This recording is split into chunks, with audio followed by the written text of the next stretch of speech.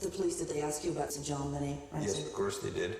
What did you tell them? I told them absolutely, categorically, no. There was absolutely no evidence, either physical or historical.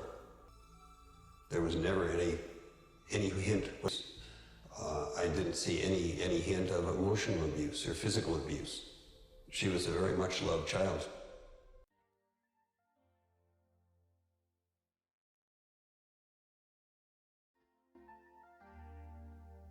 Welcome back.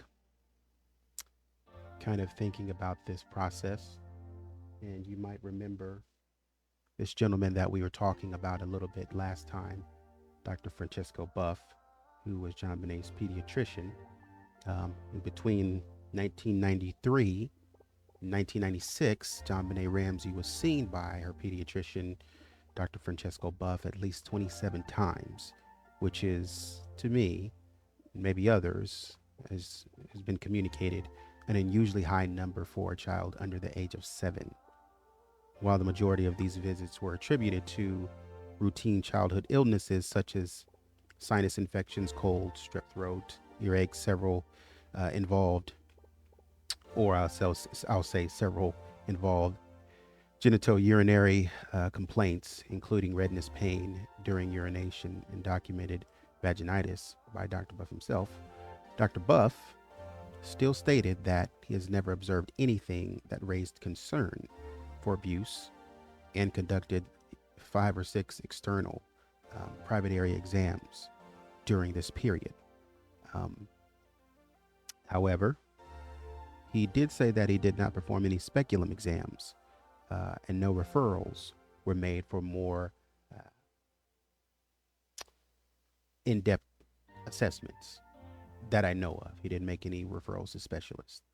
So today I want to kind of talk about, and we might do this in 2 reports, the possibility that things like chronic stress, suppressed expression, and even covert trauma may have gone undetected, not due to negligence and isolation, not because people are trying to be negligent, but because of systemic oversights, cultural assumptions, and emotional regulation that can develop in high performance children. Because we are talking about a doctor in the 90s, maybe some things about the medical practice were there, but they weren't as we weren't as advanced in our understanding of certain things.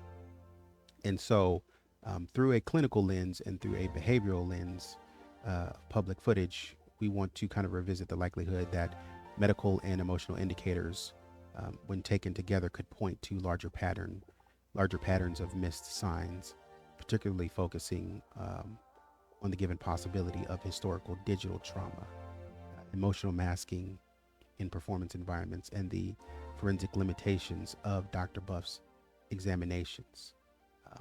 So that's kind of where we're going to start. But before we continue with that, I got to send a big shout out to Eve of West. She hit me with $10 and doubled back on me. Hit me with another $10. Thank you so much, Eve. Appreciate you for all the love and support and supporting this or funding this next video. And you know what we got to do? Bring it in. Shout out to Eve. She's a mother and a grandmother, and has been involved in comments and stuff like that, and has been very special to this discussion. Great insights and whatnot. So thank you so much, Eve. Appreciate you. Hope you enjoy this next video. Boy, Dr. Beuf. And I don't want, his legacy to exist in a vacuum, right? I don't want him to be known as the guy who maybe didn't properly look at JonBenet or take care of JonBenet in certain circles, right? I want us to understand that, people thought he was a pretty good doctor. And so I mentioned this, but I didn't show evidence last time. But these are several reviews of his work over the years.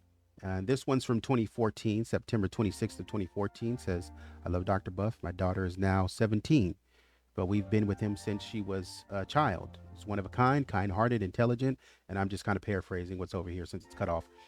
Kind-hearted, intelligent, personable, knowledgeable, truly cares about his patients. God bless you and your family, and you too. Love, miss, and they mention their name. Um, Second person says on July 22nd of '09, says, we thankfully found Dr. Beuf after switching away from another practice. He is maybe the kindest doctor that we've encountered. He puts children at ease, listens patiently to all of our needs, and he has been an amazing advocate for my son who has been very sick. He has always gone above and beyond my hopes and expectations for care. Appointments normally run long, and something else, but that is because he never rushes anyone out. He has met with us on weekends for chats and in the evenings, and has requested us to call him at home and when he was out of town, during times of hospitalization, when my son has needed to see specialists who didn't have any appointments or anything like that opening for months. A call from Dr. Beuf made them find a spot within a week. Somebody in '08, January 10th of '08, says, really great, truly cares about his patients and their overall safety, and he is extremely thorough, strong feelings on all vaccinations, but has been okay with me going on my own schedule. Highly recommend him for all moms, particularly new moms. Someone else says, January 6th of '08, hands down, best doctor ever. Concerned above all with all aspects of the well-being, knowledgeable, takes time to explain and communicate with parents, available at all times, responds and follows up on all calls, has the patience of a saint. Somebody else says, or maybe this is the same person, best doctor we've ever had, I'm guessing. Spends a huge amount of time with the patient. Old school, good old days doc who cares, approachable, and helpful. And then the last person, maybe in '06, says, excellent doctor for kids, really listens and likes kids and checks out all issues. And so what we do notice, though, is that these are reports from '06, '08, '08, '09, 2014. So while that's great, we do understand that the landscape maybe and understanding and practices from doctors maybe it was different back in the 1990s, particularly in 1996. So what he did in 1996, he had changed and learned from his ways. Maybe he learned to be more thorough in 2006, 10 years later, or in 2008 and 2014. And particularly this one's interesting because this is in '14. This is right before he retired. He retired, and this was probably like 2 years before, I think, Penny, and this is his wife. This is 2 years before she died. She died in 2016, I believe it was. She died in 2016. And then I think he died in 2017. But that may have been sort of prior to that, that knowledge, and maybe got better. Maybe he was like that all the time, but maybe he learned something over time, over the next 20 years, on how to really look for things and take care of patients and whatnot. And he came from from a different world, the engineering world, from Caltech, and from the engineering world. I think he was in there too. He was about 40. And then he switched over, and I think he was in the medical field probably about 20 something odd years, something like that, 20 something odd years prior to meeting JonBenet, I think. And so he had a little bit of experience, but maybe sometimes as a male doctor, you don't know what you don't know until somebody brings it to your attention, and then you start looking for it. More specifically, maybe you don't know what you don't know until a woman brings it to your attention and says, hey, you need to be looking for this, or here are the experiences of women. And so you need to be looking for these things, and this is how you look for them, and this is why you should look for them. This is what you should listen for. And no disrespect to men. I'm just saying, that they're, some things that you don't know. And so unless something happens to where you're seeing something, you're like, that looks funny. Maybe I should ask somebody about that. I'm not a lady, so I don't know. And you'll get a lot of game, because they'll be like, hey, let me put you on game about this. Let me show you this. This is what trauma looks like. This is what abuse looks like in a woman. And this is why it would come about. So you can now start to ask those questions and you can be more mindful. And so his wife, we did a little history last time. His wife, just so you can know the area of life that he existed in, what he was being introduced to, Penny Pearson Buff, and this is the person we read a little bit about the environment in which JonBenet may have been subjected to as a child when she went to go see him in some of these reviews. Generally caring guy and very attentive, as we know. Someone said that he would allow us to call him at nighttime, and we know that because Patsy did. She called him at 6:23, 6:53, or something like that, and then 6:59, p.m. And so probably about something about JonBenet. And so we know that. And here's his wife, Penny Pearson Buff, quietly and peacefully left this world at the young age of 67, surrounded by family and friends after having battled with brain cancer, glioblastoma, for 6.5 years. She was a hero of the local doctors, both here and in Boulder and at Duke University in North Carolina. She defied the odds with her courage, grit, and humor. She had a sunny personality. Of course, that's what I expected. You can kind of tell. She had a sunny personality and loved making people laugh. In her younger years, Penny had a fluffy resume. As a flight attendant and camp counselor, Penny became a fashion model in Dallas and was chosen to be in the TV series Dallas by Lorimar producer Leonard Katzman. She worked for 2 years in the cast and crew, making friends and trading humorous stories with others. When the show became a world sensation, Lorimar moved its production to Hollywood. She made friends in Texas, Oklahoma, and as an extra and photo double in Hollywood. She eventually made a decent living by earning a good reputation due to her promptness and reliability. Penny's roles included 9 to 5 with Dolly Parton, Jane Fonda, and Lily Tomlin, Dear Detective with Brenda Vaccaro, and Future World with Yul Brynner. Penny had the lead role in Godspell as Robin and eventually became a member of the all-female improv group in comedy, where she met other comedians, including Robin Williams.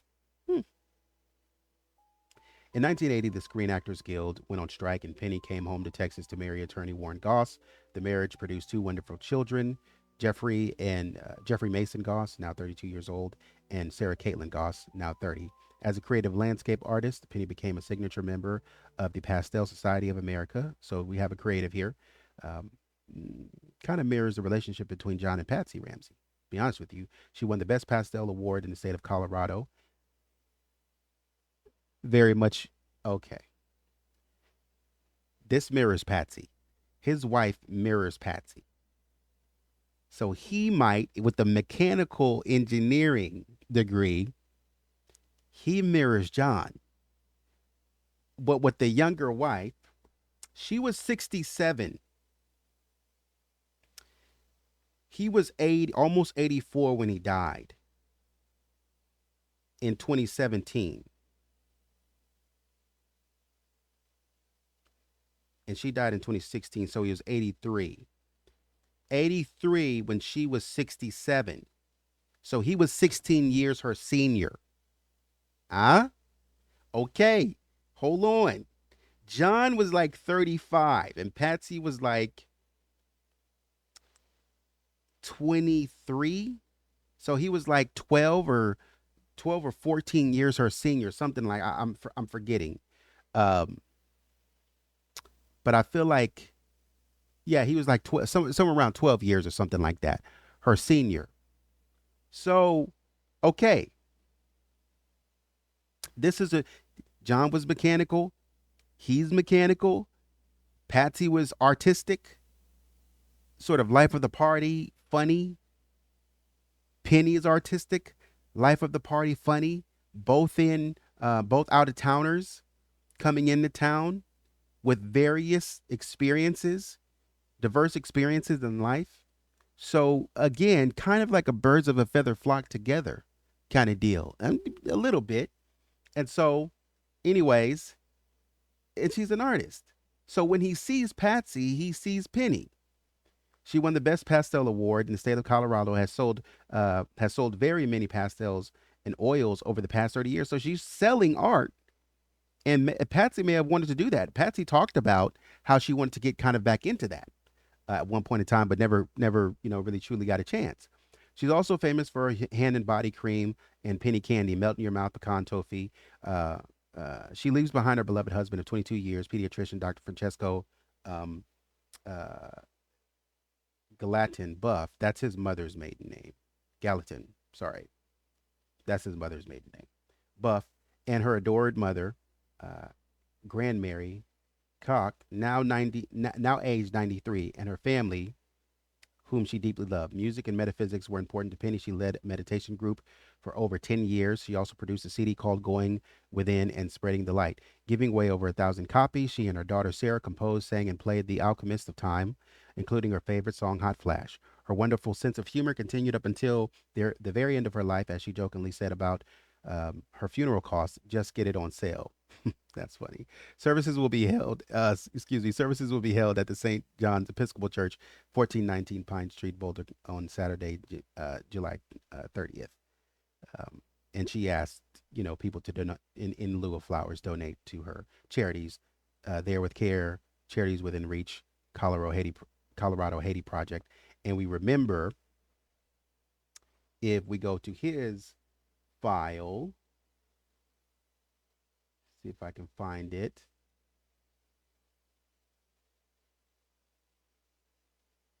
In lieu of flowers, contributions can be made to charities within reach, There With Care, conducted at St. John's Episcopal Church.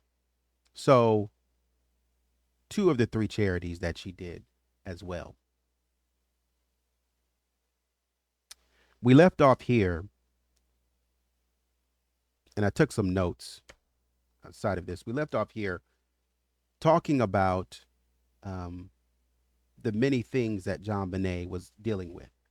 And so we start here where Diane Sawyer says 2 things have probably caused the most speculation about JonBenet Ramsey's mother, Patsy. First, the ransom note.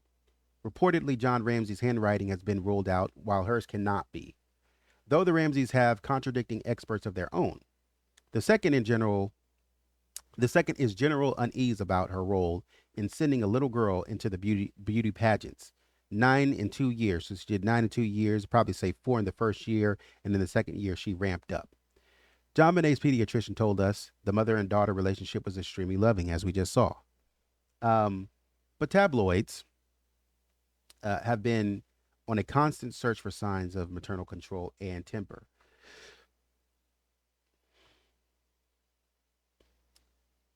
This was a pageant in 1996. A bruise noted on JonBenet's arm. A friend of the family's said a hamster cage had fallen on her. And so Diane Sawyer turns to Beuf and says, "Did you see this bruise?" And he says, "No, I didn't." And so, which is funny because Patsy reported to Dr. Beuf quite often about JonBenet. And so she says, "Did you see this?" He says, "No, I ain't see it." And so Diane Sawyer says, once again, Dr. Beuf, JonBenet's pediatrician, who says 27 visits over 3 years, the only injuries he saw were the usual childhood incidents, the usual. His notes from October of 94.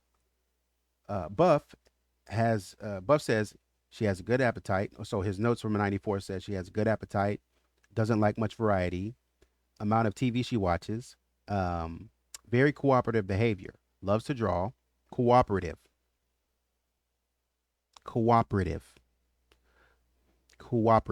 So whatever situation you put her in, she's going to do it. She's going to cooperate, whether it's, maybe playing with her brother, she's going to cooperate with whoever. And if she's a tomboy and they say, "Hey, JonBenet, stand in the middle and we're going to, pick on you," or whatever, she might cooperate.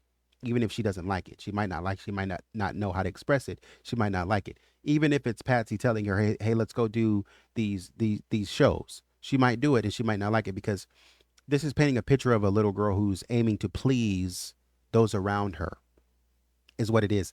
And in some context, in some ways, when there's a child like this, this child can become a slave. Should I say it like this? This child can become a slave to people's expectations. She might become a slave to trying to please people. And at 6, She might not know any better.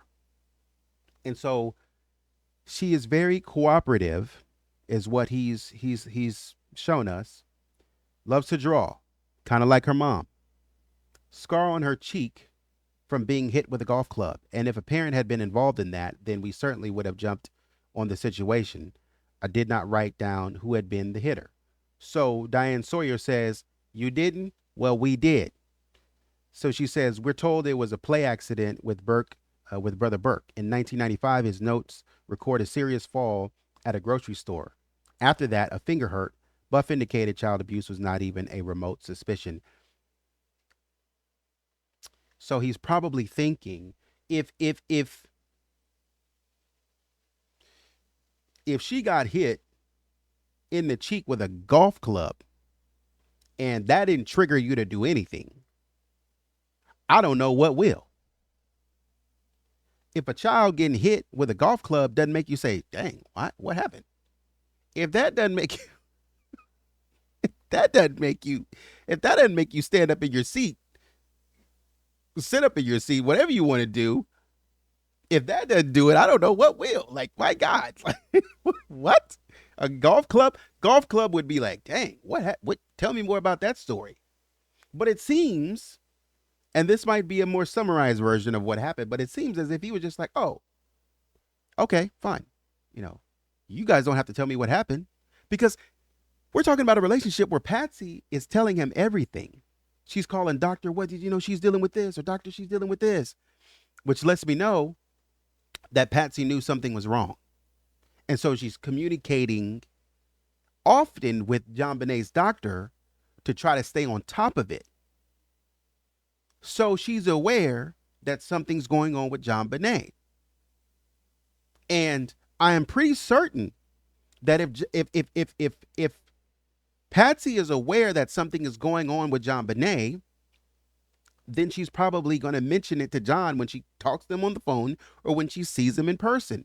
It's highly unlikely that JonBenet would be walking around smelling like urine or using the restroom on herself, even if it's cleaned up, and John wouldn't know about his daughter having that problem. I know it's a big house, but the house ain't that big.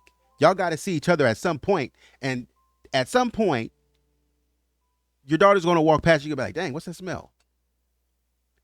If you don't, then that might indicate to me that you are a man of very, very old values, in which the mom is the predominant and only caretaker of the child. I would think in the 90s, though, that, of course, old habits die hard. But I would think that, sometimes we take what our parents taught us and we try to level up with our kids. And I would think that John would be a little bit more involved with JonBenet, especially if you're giving her your namesake. You know what I mean? Like, if she's important enough to get your name, she's like Junior. She's like John Jr. There's a lot writing on that. And JonBenet is aware of that. And from the very get-go, you've told her, you've put into her, hey, you have your dad's name. And she recognizes that. Recently, I saw, and you guys may not be sports fans, but recently I've been following this young kid named Shedeur Sanders for quite some time in his college football playing days. And he recently got drafted to the Cleveland Browns. And when they showed a clip of when he was younger, and he said, my name, he said, I'm a Sanders. So that carries a lot. What he was referring to was, and again, if you're not a sports fan, in the NFL, National Football League, there is this Hall of Fame cornerback or defensive back named Deion Sanders. You may have seen him on TV. He's the head coach of Colorado, the Colorado Buffaloes.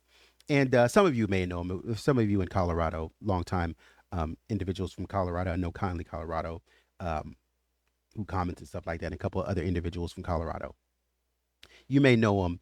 He's now coaching at University of Colorado. And so basically, Deion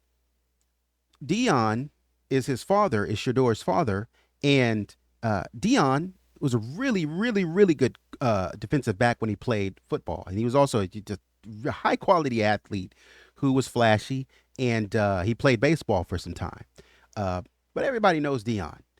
Prime time is what they call him. And he may have been on television as a sports analyst here and there and stuff like that. And so there's what the point is. The point that I'm making is that there's a lot to live up to with the namesake.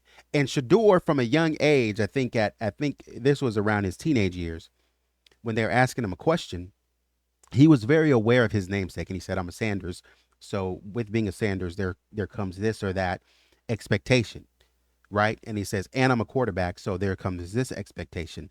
And so kids are made aware of the meaning of their namesake relatively early, right, by their parents in some cases, especially when you have these wealthy families. And so JonBenet was well aware of her namesake being well aware, thus she's well aware of expectations for her. Even at 6, she knows that may trigger to her that I need to be even more cooperative to what people tell me to do, because I am here. And so we're kind of seeing another side of JonBenet, because JonBenet now knows that she's here to please, right?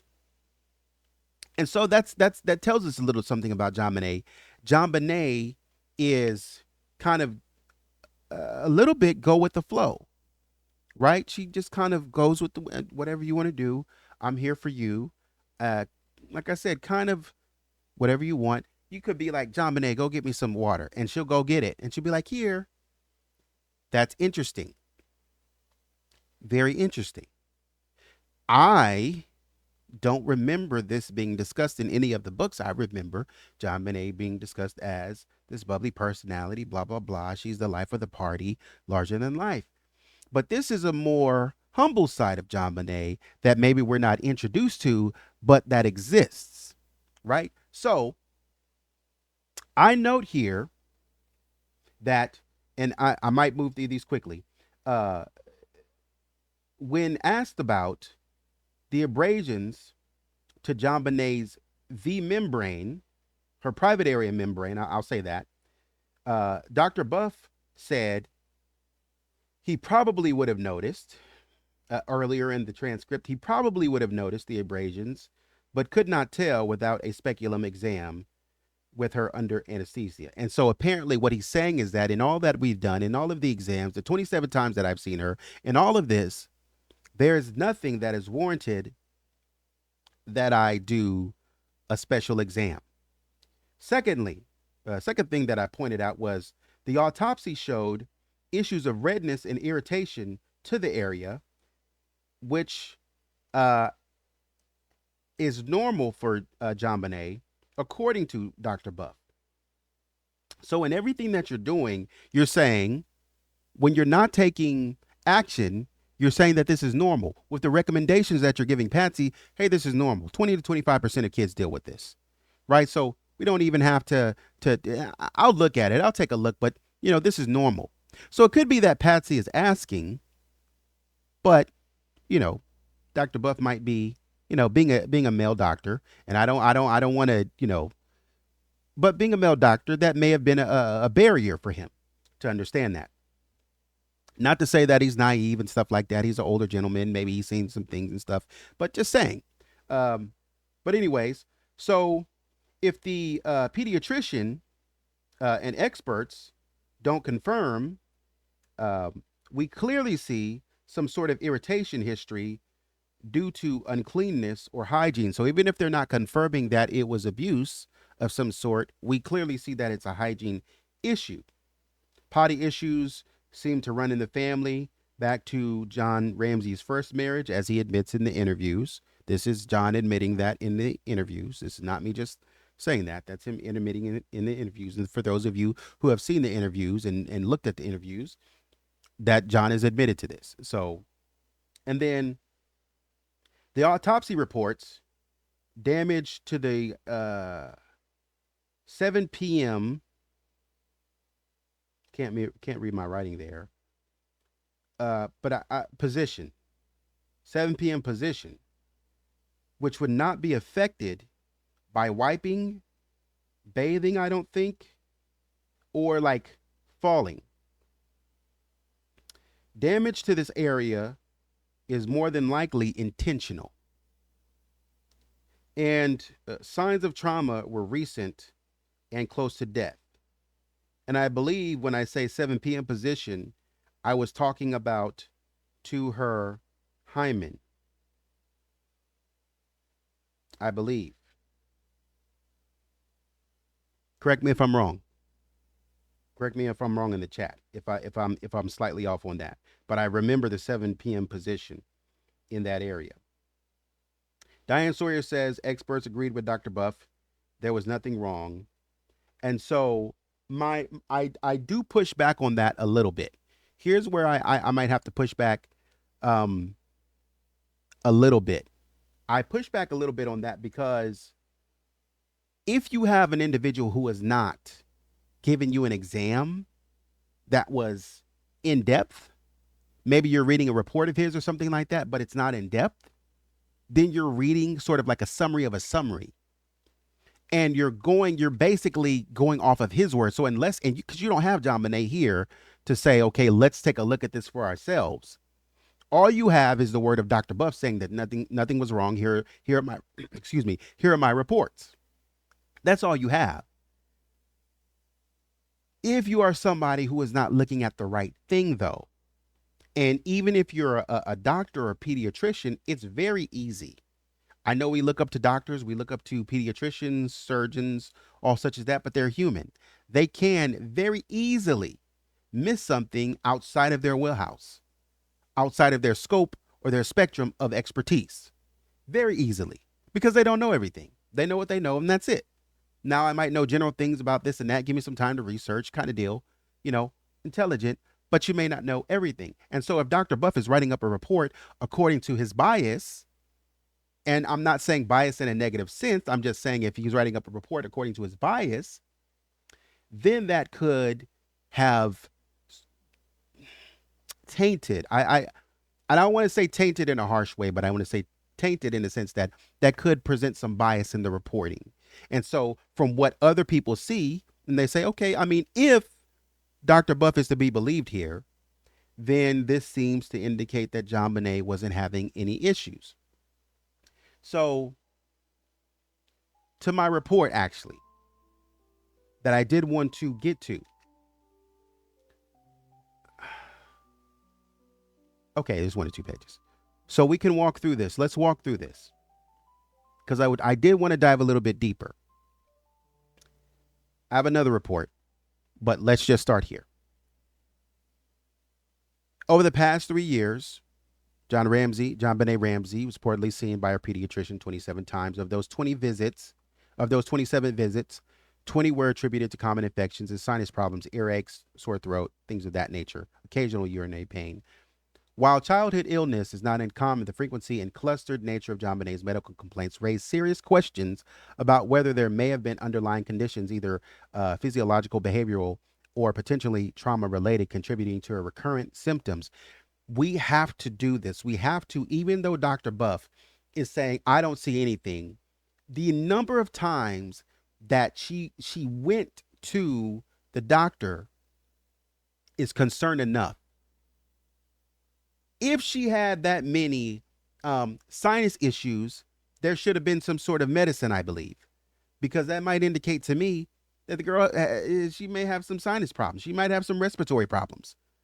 What is, and I didn't see anything in the data or in the information to suggest that she was put on any sort of specific prescription to address this, anything long term. I saw somebody mention like, hey, my family, there's a lot of sinus problems. And so we had this kind of medicine. We would take this, we would take that. Even my child got surgery for it, whatnot. And trust me, I'm going to get to everybody's comments. I'm going to get to your comments and stuff like that. But anyways, and I do want to answer because it's fun to respond. But I don't see where JonBenet received the same treatment here. So if we go through this first part, chronic sinus and ear infections, red flags. Recurrent sinus and ear infections, especially when paired with other symptoms. That's what we're talking about. We're going to start talking about the cumulative effects of JonBenet dealing with these things. What's the cumulative effect? I know some things in isolation may not point to some sort of abuse or neglect, but cumulatively, we can start saying, what the heck is going on? Because if somebody comes and says, hey, my head hurts, okay, boom, I'll give you some Tylenol. But if you come back and says, hey, my stomach hurts. Oh, wow. Are you feeling sick? Do you have a fever? Oh, okay. Flu medicine, cold medicine. But if you come back 2 days later and you're like, hey, I have abdominal pain. Hold on. That would set you off. Because you might be like, wait, what the heck is going on here? I've seen you 3 times in the last week. I'm going to have to look. I'm going to have to take another look and see what's going on with you. Because this don't make no sense. We're going to have a conversation. Okay. So recurrent sinus and ear infections, especially when paired with other symptoms like abdominal pain and nasal vocal quality, may signal more than just normal childhood illnesses. Chronic pediatric sinusitis can result from anatomical blockages, allergy sensitivities, or poorly managed immune responses. That becomes a concern when you have this much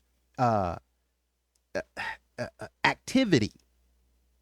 We might have to start looking at the strength of the immune system and how that immune system is being managed or taken care of, in the strength of that immune system. Children with enlarged adenoids, lymph tissue which is lymph tissue located behind the nose that can swell and block airflow, or persistent nasal inflammation, often experience difficulty breathing. Let me move my cursor through the nose, dark under eye circles, which JonBenet had, and congested speech, which JonBenet sounded like she had. And so in this case, I noticed this directly while I was reviewing the July 1995 home video of JonBenet, where she briefly sounded nasally, similar to, and when I say this, I'm not saying it to be mean.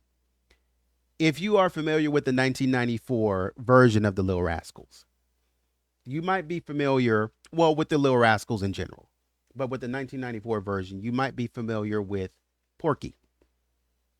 Porky has a very distinct sound. Him and Buckwheat have a very distinct sound. They sound very similar. But when JonBenet was talking in that 1995 video, she sounded very much like Porky. And I guess I should show that. Let me put you on the big screen so I can just so you know I'm not crazy. I'm just thinking out loud here. Okay, so here's the video. Just a little snippet. Best of Porky and Buckwheat, Little Rascals 1994 Family Flicks.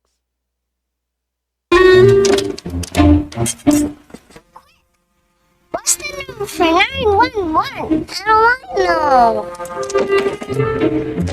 Let's go. So contrast that with. Yeah. Hello. Hello. That's where I'm at now. Yeah. Hello.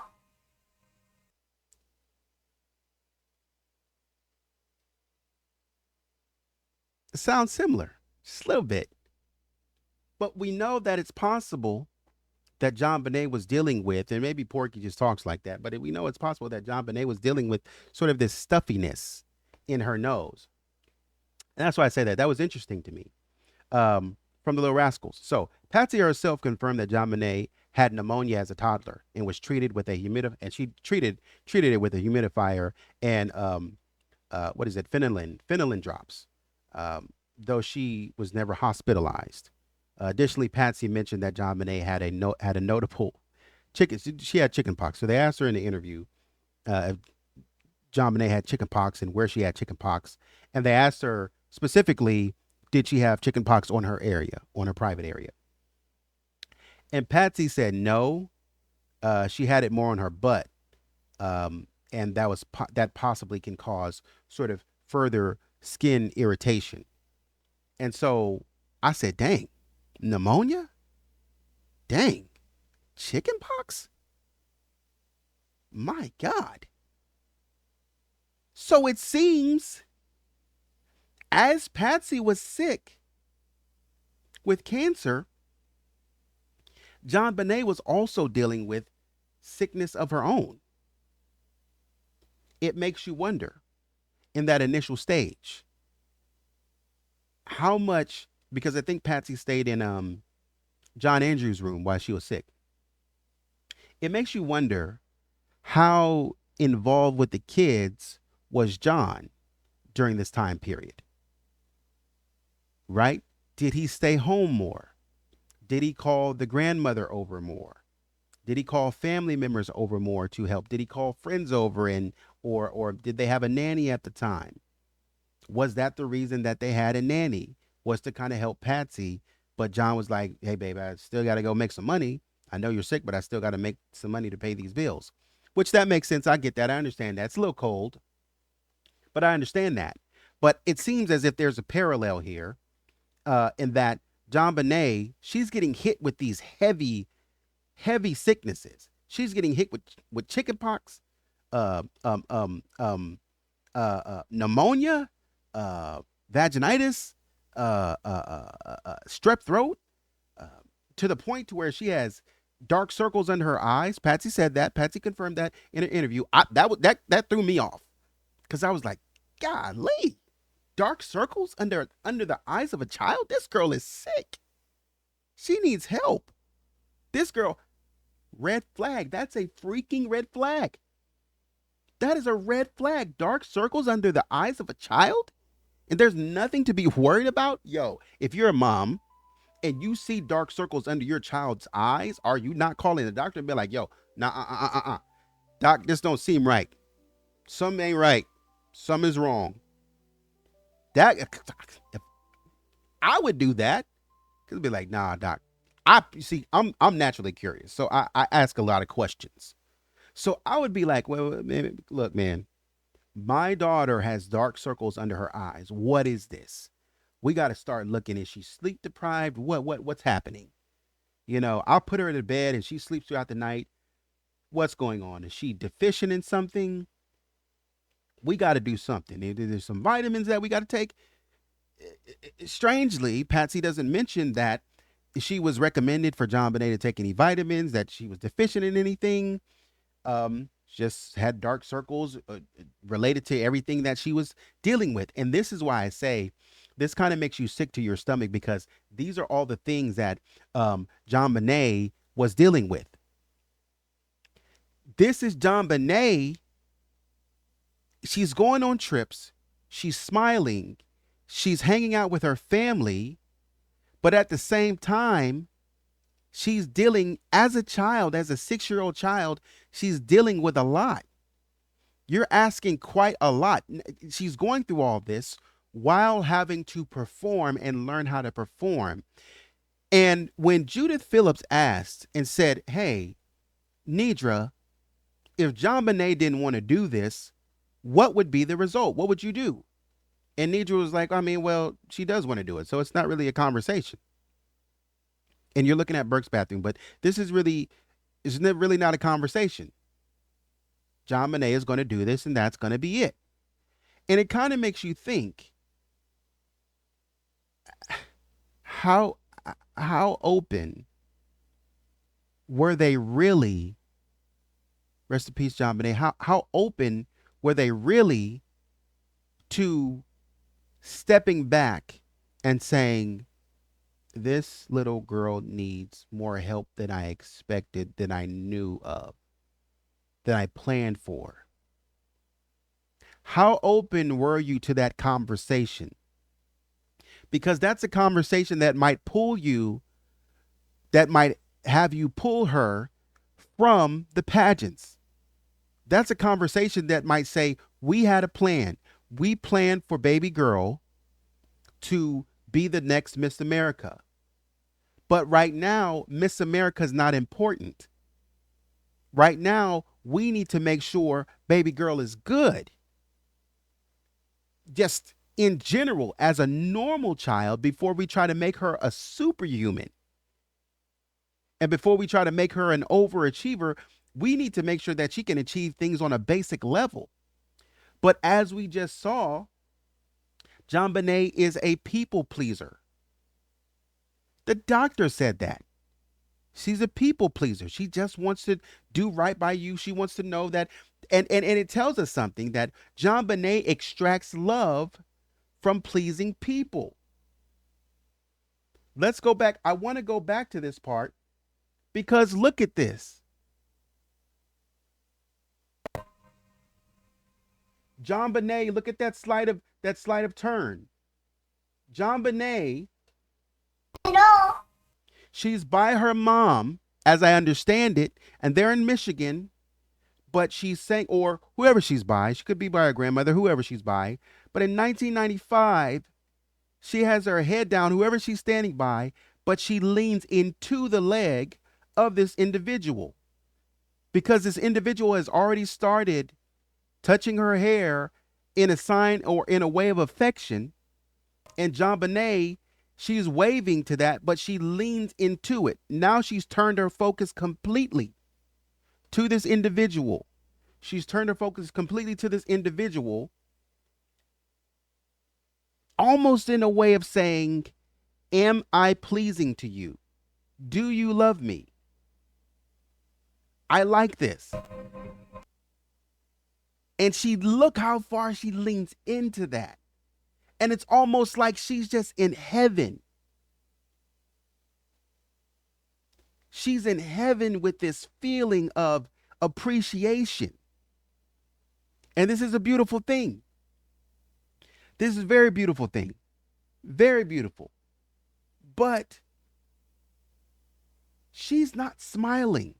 Her mouth is not moving. Her mouth closes and her eyes look like they're closing, and she's leaning back, and she's just, how many of you know, like if you go swimming, you may go swimming or what have you, or if you've ever been swimming and you're focusing on, backpedaling or whatever, or, backstroking or what have you.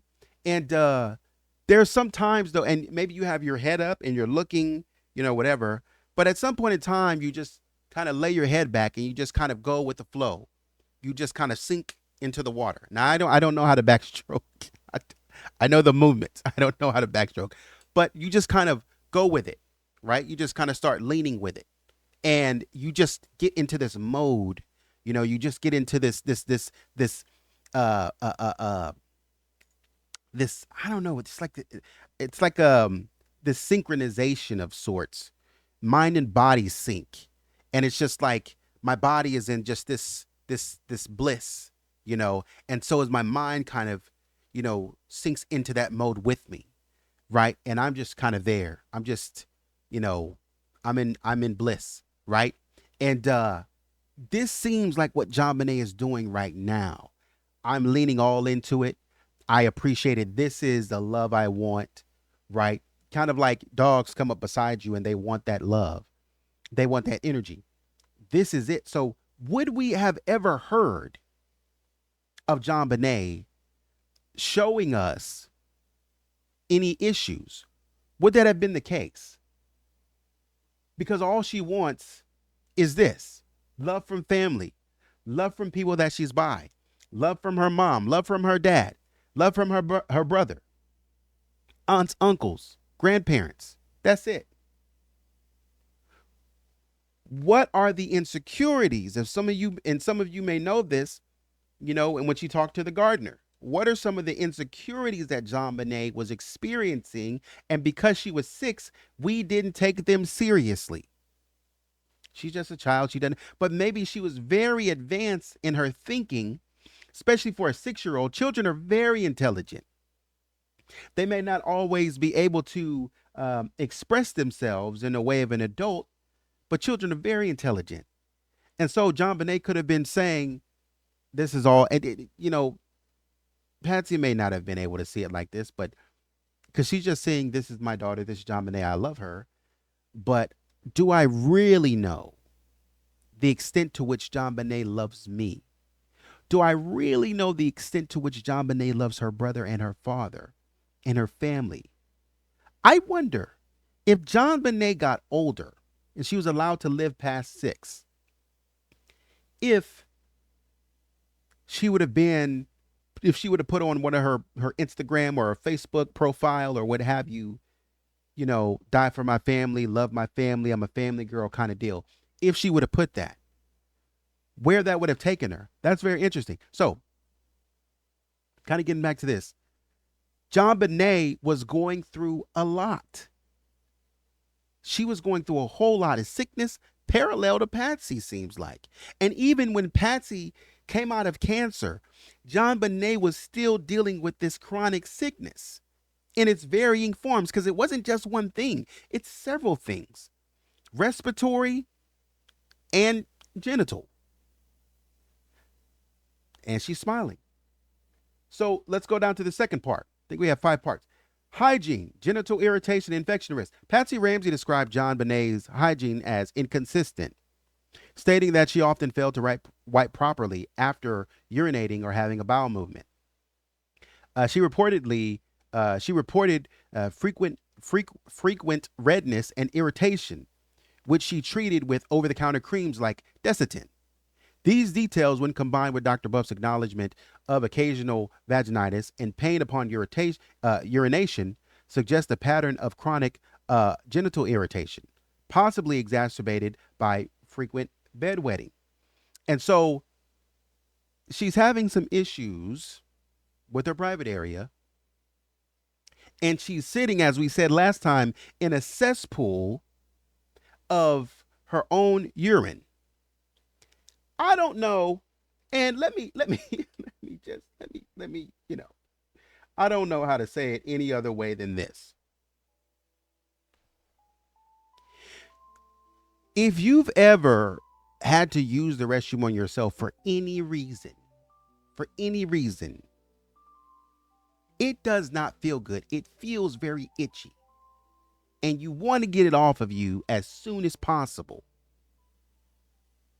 Like, it does not feel good. It just feels like it feels like it scratches you.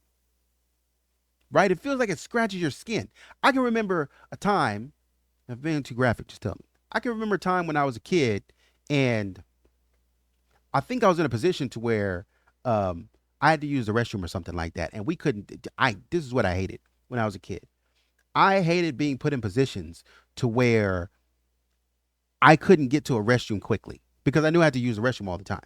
And I hated being put in a position to where I couldn't use the restroom. And then people would tell me, oh, you can't go. You can't have a hall pass to go. And I would be like, oh my God. And like, my bladder's filling up and it's hurting. And man, sometimes I would have to limp to the restroom.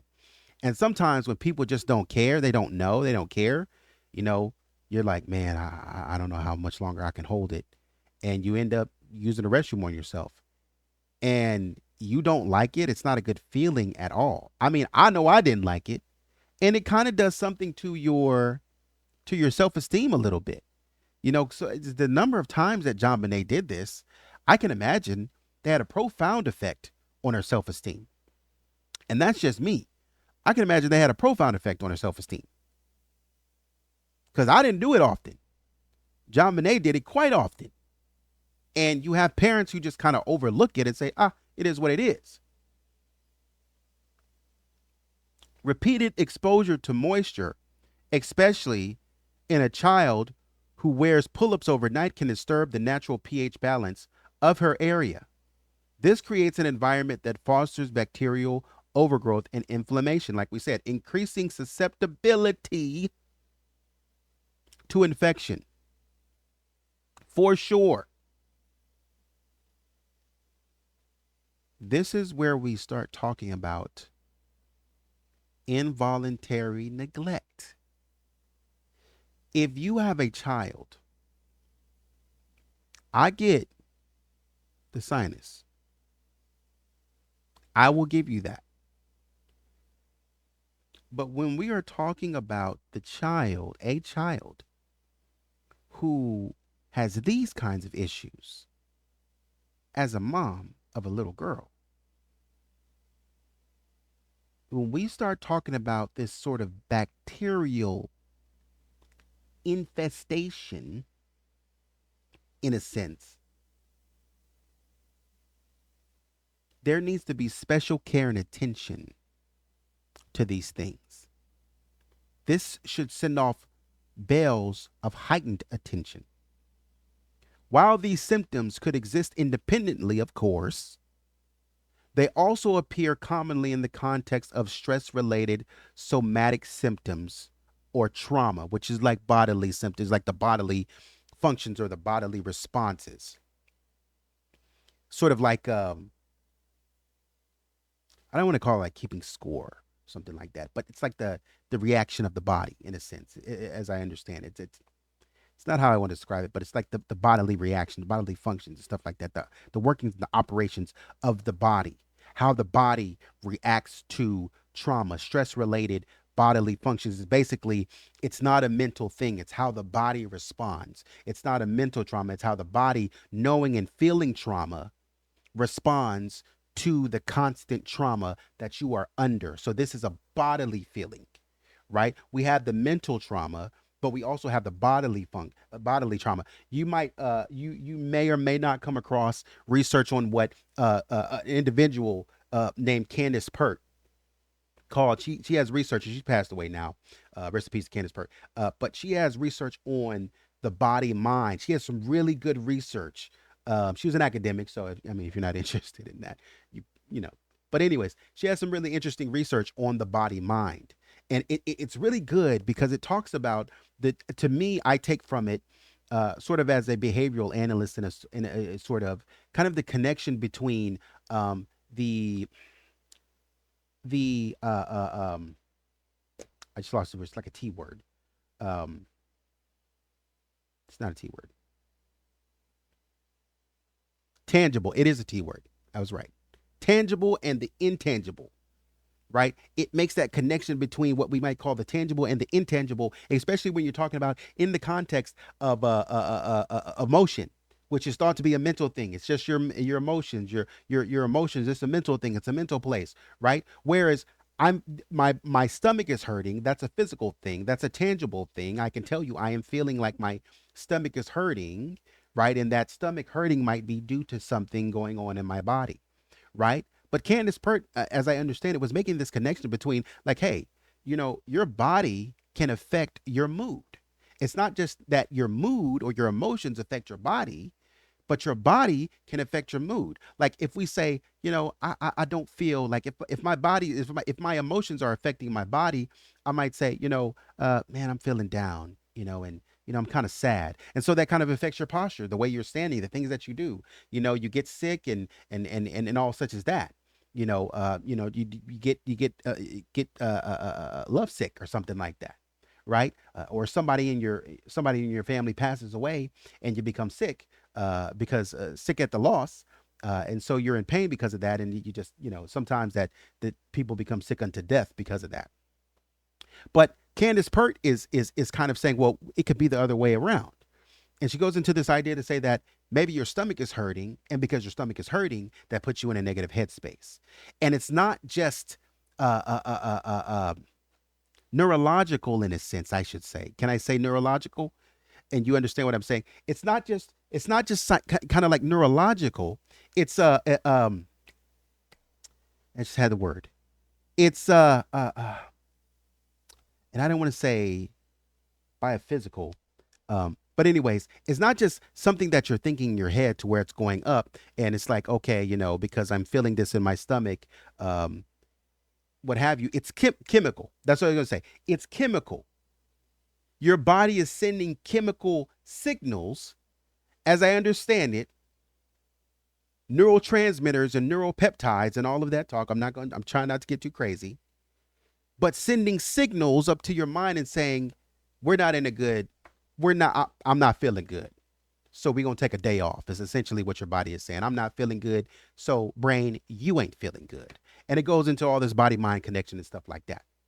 And so JonBenet could have definitely been feeling. So when we talk about the somatic symptoms, JonBenet of stress related,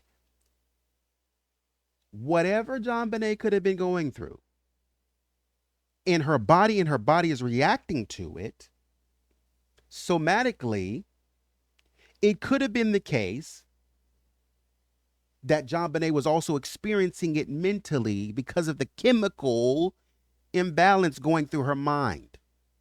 And it's like, I feel this way in my body. I don't know how to express it. It won't be another 20 years before I can learn to express this, depending on my path. That's if you go into an academic study route to learn all this stuff. Otherwise, you got to depend on the doctor. Some of you doctors out there and counselors and whatnot, psychologists and psychotherapists and whatnot. You might not know this stuff if you don't go to these people. And sometimes it's hard to know about this stuff, but JonBenet wouldn't have been able to communicate this stuff. She's a child. And so JonBenet is walking around with these somatic trauma-related stress experiences that she doesn't know how to communicate, but what she's been trained to do from a societal standpoint is stand there and smile. It is important to note that hygiene issues were described as routine in the Ramsey household. Patsy stated that JonBenet wet the bed about once or twice a week. She also confirmed, John confirmed that JonBenet's half-sister, her older half-sister, Melinda, wore pull-ups until the age of 8. 8. She wore them till she was 8. And that Burke had similar issues. Come on, Dr. Beuf. Doc, come on. Both of these kids have problems wetting the bed, and then they got a history of wetting the bed outside of this family. Because at first we were going to limit it to Patsy, but we can't, because this is an issue with John's older kids, both of them. It may have been an issue with Beth. I don't know. But John got with Cindy when Cindy was young. Cindy was a young mom, so Cindy may not have known how to be a mother like this. She's there by herself. John is in the military. John is doing his thing. So Cindy may not have known how to take care of a child. She may have never known how to handle this problem. She may have been a good mother in other instances. Now, I'm not trying to disparage her name or anything, but I'm saying sometimes as a parent, you don't know what you don't know. And it's like, man, I know this is an issue. I know this is a problem. I just don't know how to stop it. I don't know how to do it. And John is aware of it. He's like, well, just figure something out. And then is it a coincidence that he goes into his next marriage with a young woman? He and Cindy got married coming out of college. So you ask him 10, 15 years later, what did you learn? Apparently nothing. Because you go and get another woman that's young. She doesn't know how to take care of kids. She's a first-time mom. And she's just in the house by herself trying to figure it out. And so you can't add anything. You don't even know whether or not, your daughter is wetting the bed. So what are they to do? But I don't know what to call it if this is consistent between households from the father's side. I can understand if it was from the mother's side and the mother was the primary caretaker in both of these instances. That makes more sense because now we can whittle it down to a primary caretaker. But when we have it between John's households, that's where I'm confused, because it's like John's got to have something to do with this. And I'm not saying in a negative sense. I'm just saying John's got to have something to do with this. This is both of his households. Like, you're the leader of the house. Both of your households, they're wetting the bed. And apparently, from what you're telling us, is that this seems John Ramsey, in his interviews, downplayed the significance, calling it normal for their family. It just seems pretty normal. Normal for your children to wet the bed up to 8? Now, I know Melinda said, my dad ain't like that. John Andrew said, my dad ain't like that.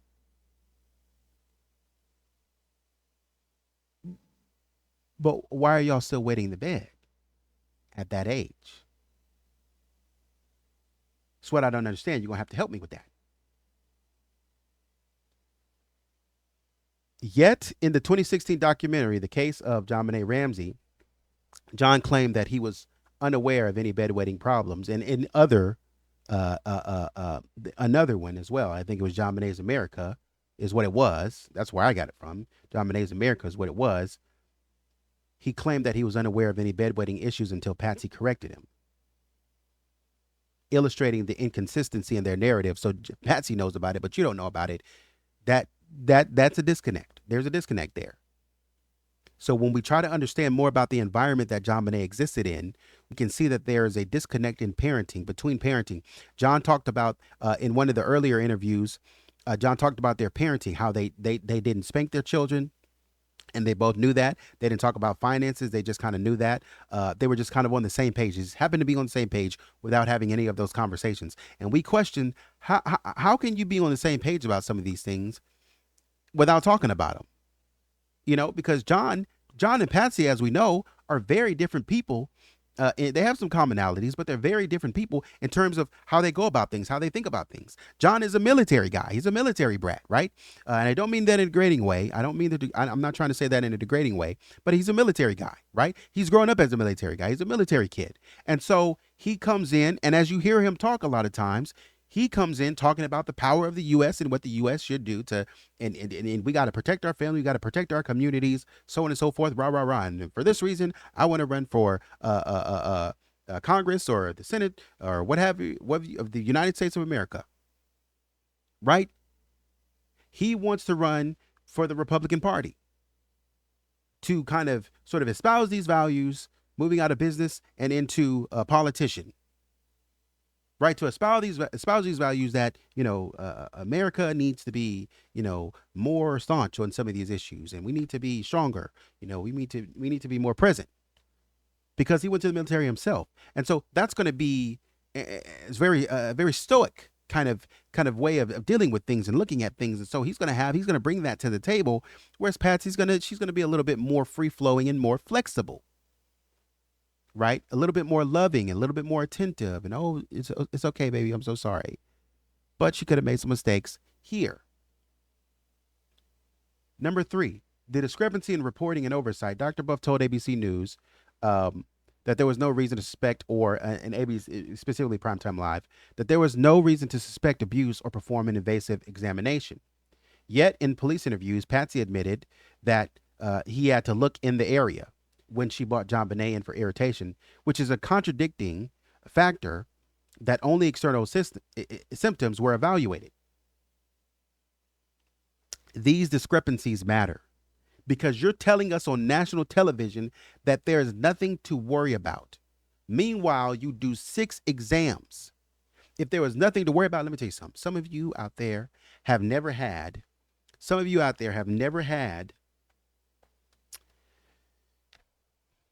an exam of this caliber until you were a teenager.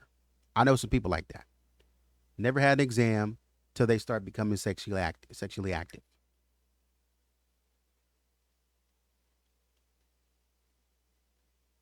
JonBenet ain't nowhere near that we know of, that she should be, of her own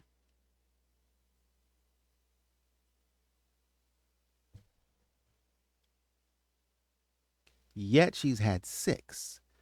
Some people have like 1 a year. Maybe none. JonBenet, between like the ages of like 3, 4, 5, 6, between like 4 and 6, had 6. That's like 2 a year. That's like 1 every 6 months. And you telling me ain't nothing going on that you suspect? If ain't nothing going on, then why are you doing it? If ain't nothing going on, then what's happening? You think something's going on, but maybe you don't have evidence for it, right? You suspect something's going on, but you're not sure. That might be what you're telling me. I can't see it. And without being a detective, I can't see it, but maybe so. I don't know. Maybe so. Beuf was heavily embedded in the Boulder social scene. And this is the reason some of you may have, when I read Penny's obituary, I did that for a reason. Because we know Dr. Beuf, but I also want you to know Penny, because this is his partner in crime. She's going to be on his arm. So because as she's going to some of his events, he's going to be going to some of her events. She's going to be going and meeting all his little doctor friends and lawyer friends and stuff like that. And he's going to have to go meet her doctor and lawyer friends and artistic friends and all such, and her acting friends and all such as that. And he's going to have to look just as buttoned up and pressed, together and held together as she is when she goes sees his sophisticated doctor friends. I'm gonna be sophisticated for you, but when you come over here with my friends, we're a little bit more free flowing.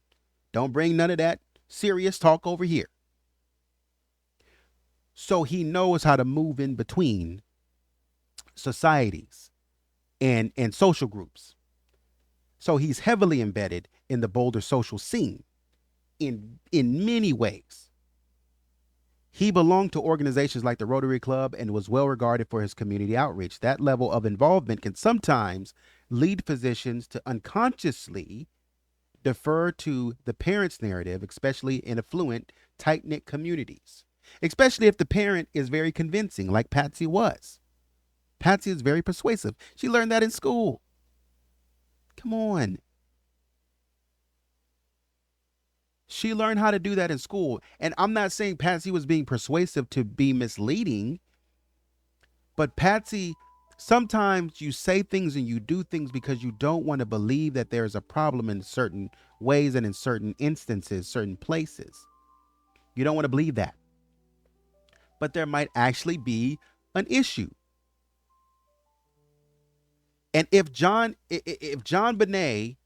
had issues, and JonBenet is the poster child, she's the golden child, the daughter that Patsy always wanted, and I'm having to possibly deal with the fact that I have a sick daughter. I don't want my daughter to be sick, so I'm in denial about how my her health is. I don't want this. So I might choose to overlook it, not consciously, but subconsciously, maybe unconsciously, by doing things like just giving her Desitin to overcome some issues, or giving her medicine, over-the-counter medicine, to overcome some issues that might be more serious than I would like to accept. And so Beuf, being heavily involved in this, might have unconsciously taken Patsy's word for it and just left it alone. It also raises the possibility that Beuf never performed internal exams or felt comfortable challenging the family's interpretation of symptoms, giving him plausible deniability. Now, we read where he was a child's advocate. But if Patsy is downplaying it, saying, yes, we're giving her this, we're giving her baths, we're taking care of her, we're doing everything that you're saying, no need to look any further, then that might have affected his ability to push further. Now, I know he said he reported people, but if this doesn't look as bad, because if I have probable cause, but I don't have reasonable doubt, he may not have moved forward because I don't have much of a burden. The burden of proof is on me, and I don't have a lot. And so I have to wait to see overtly if there is anything. But if something is there that's covert, and maybe he might have felt a little bit uncomfortable dealing with a 6-year-old girl, kind of looking into these areas, he may have felt a little uncomfortable. That's why you recommend her to a lady specialist, right? That's what you should have done. Bad call. It's a bad call for her to come there and for you to do 6 exams and not recommend her to a specialist.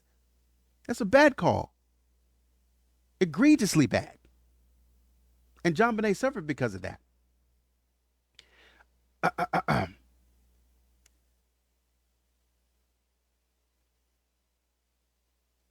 Part number, I think we're on the last part.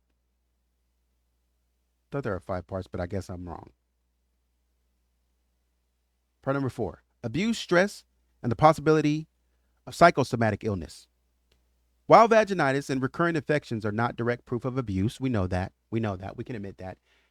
They may often present in forensic pediatric cases involving, they're often present in forensic pediatric cases involving inappropriate touching or trauma. So you have the crumbs of something. You have the crumbs of abuse. It's not direct, it's by itself. But if you put them together, you have sort of like the indications, possibly.